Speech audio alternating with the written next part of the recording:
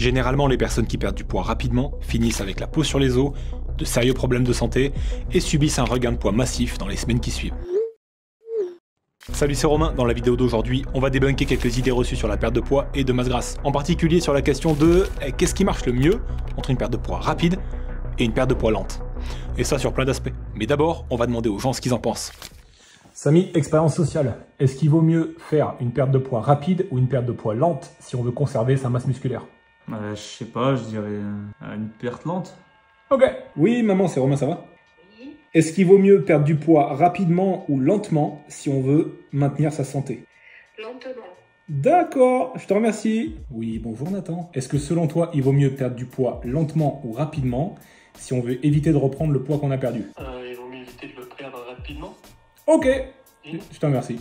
Bon, on peut dire que ça plante le décor. Mais alors, est-ce qu'ils ont raison ou est-ce qu'ils ont tort? Pour commencer, je pense qu'il est bon de définir ce qu'est une perte de poids rapide comparée à une perte de poids lente. En fait, ça s'exprime simplement en pourcentage de ton poids corporel perdu chaque semaine. En dessous de 1% de ce poids, c'est considéré plutôt comme une perte de poids lente, et au-delà, comme une perte de poids rapide. À 2% de perte et au-dessus, c'est considéré comme très rapide. Et puisque ta vitesse de perte de poids, elle est directement proportionnelle à ton déficit énergétique, qu'il soit créé via ton alimentation ou via une augmentation de ton activité physique, on comprend pourquoi beaucoup de personnes associent ce style de perte de poids rapide avec un énorme lot d'effets négatifs. Avec des affirmations comme par exemple « je vais perdre tous mes muscles, je risque de tout reprendre dans les semaines qui suivent, je vais mourir de faim, je vais manquer d'énergie » ou encore « je risque la malnutrition ». Et pour comprendre si ces affirmations sont vraies, on va les faire au cas par cas.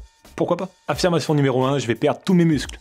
La fonte musculaire, c'est sans doute l'une de tes plus grandes préoccupations si tu cherches à perdre du poids vite. Fondre en masse musculaire, ça fait peur. Surtout si ça fait des mois que tu essayes d'en construire avec tes entraînements. La bonne nouvelle, c'est que la fonte musculaire, même avec un déficit énergétique relativement important, c'est un non-sujet.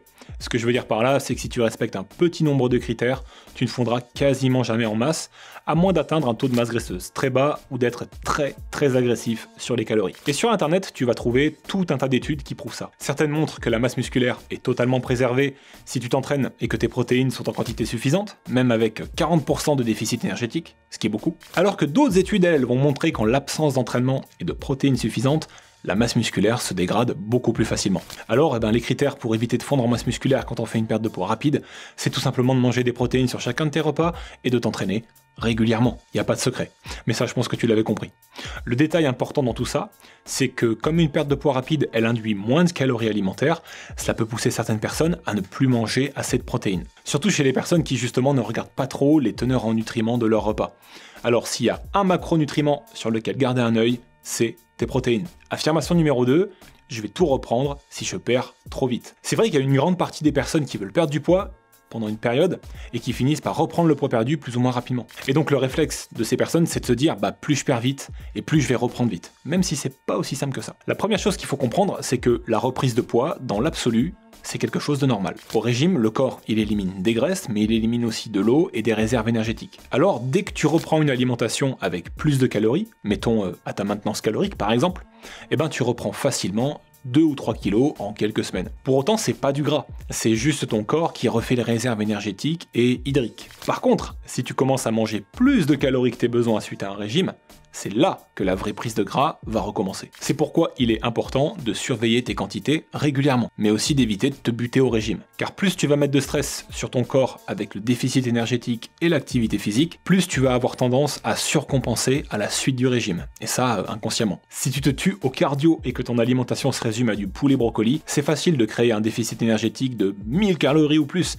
et de perdre plus de 2% de ton poids chaque semaine. Mais là, tu risques de créer un stress énorme et de tout foutre en l'air par la suite. Pour atteindre une perte de poids rapide, entre 1% et 1,5% de ton poids chaque semaine, il n'y a pas besoin d'en arriver là. Un bon effort sur les calories alimentaires et un effort sur l'activité physique douce, comme la marche, le vélo, tout ça, ça suffit pour la majorité des personnes et ça va limiter le stress et l'envie de manger des tonnes après le régime. D'ailleurs, si tu ne sais pas comment perdre du poids rapidement tout en mangeant des assiettes XXL et ne jamais avoir l'impression d'être au régime, alors je te recommande de télécharger mon nouveau livre Brûler comme jamais. Il est gratuit au passage. Dedans, je te montre tout ce qu'on ne t'a pas dit sur la perte de poids et je te livre aussi une stratégie complète en 7 étapes pour commencer à éliminer du gras en masse dès demain matin si tu le souhaites. Il est disponible maintenant en cliquant sur la petite fiche juste en haut ou en cliquant sur le premier lien que tu trouveras dans la description de cette vidéo. Il y a aussi un lien dans le premier commentaire épinglé. Du coup, tu as le choix. Affirmation numéro 3, je vais mourir de faim. La sensation de faim, c'est pas forcément un facteur qui est directement lié à ton apport calorique et à ta vitesse de perte de poids. On peut très bien avoir très faim en mangeant de la junk food riche en sucre à longueur de journée et pour autant manger pas mal de calories. A l'inverse, tu peux manger moins de calories sur la journée et avoir de bonnes quantités en choisissant mieux tes aliments. Dans l'une de mes récentes vidéos, j'ai réalisé une mini-sèche de 14 jours afin de me débarrasser de quelques kilos en trop. Et pour atteindre cet objectif, j'ai non seulement baissé mon apport calorique de 800 calories par jour, ce qui correspondait à 30% de déficit énergétique pour moi, et j'ai aussi augmenté un petit peu ma dépense énergétique avec 3000 pas supplémentaires chaque jour. Ce qui est pas ouf, mais suffisant. Ça a été un challenge en soi, mais grâce à une alimentation de bonne qualité et un bon volume alimentaire, j'ai jamais vraiment eu très faim. J'étais à la limite, mais c'est passé. La clé pour maintenir la faim à son minimum, ça a été de limiter les glucides, de bien m'hydrater et d'avoir suffisamment de fibres au quotidien. Alors inutile de te lancer dans une diète à 800 calories de déficit. Ce n'est pas nécessaire pour obtenir de bons résultats, et en définitif, cela ne représente même pas un tiers de mes besoins quotidiens. Donc j'avais encore de la marge. Si je te raconte cette anecdote, c'est pour te montrer que les choix alimentaires, ils influencent davantage la sensation de faim que le déficit énergétique en lui-même. Alors, est-ce qu'une perte de poids rapide donne plus faim qu'une perte de poids lente? Eh ben, ça dépend pas mal de ce que tu manges. L'affirmation numéro 4, c'est « je vais manquer d'énergie ». Lorsque tu te lances dans un régime, tu passes d'un état de maintenance énergétique, voire même peut-être de surplus, à un état de déficit. Mais ton corps, lui, il est habitué à ton ancien apport énergétique. Alors il va avoir besoin de temps pour s'y ajuster.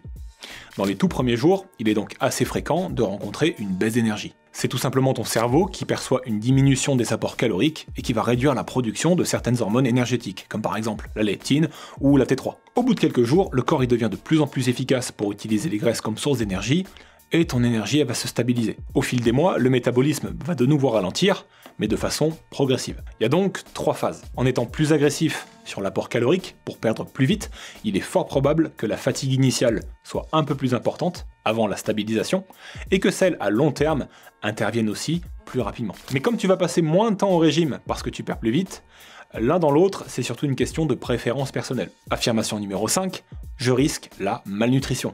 La malnutrition, c'est simplement le fait de manquer de certains nutriments essentiels à cause d'une restriction calorique. Et quelque part, moins tu as de calories dans ton quotidien, moins tu as d'espace pour des aliments, et donc moins tes apports en nutriments essentiels seront élevés. C'est assez logique. Alors, avec une perte de poids rapide, qui va impliquer une diminution plus importante de l'apport énergétique, c'est carences et malnutrition obligatoires, non ?